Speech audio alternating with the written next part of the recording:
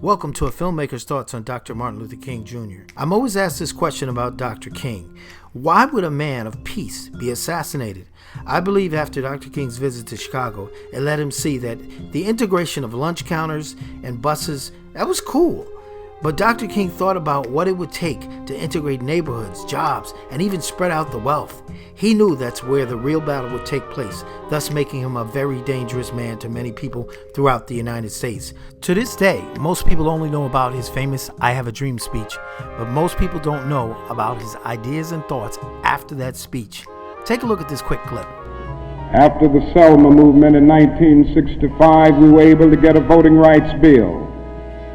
Now, all of these things represented strides, but we must see that the struggle today is much more difficult.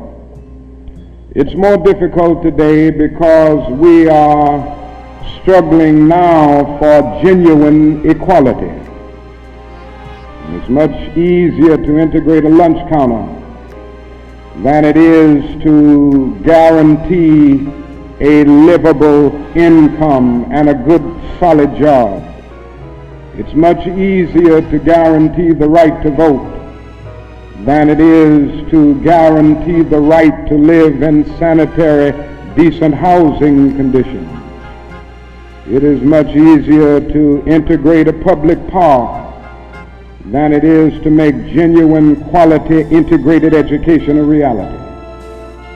And so today we are struggling for something which says we demand genuine equality. It's not merely a struggle against extremist behavior toward Negroes. And I'm convinced that many of the very people who supported us in the struggle in the South are not willing to go all the way now. I came to see this in a very difficult and painful way in Chicago over the last year where I've lived and worked.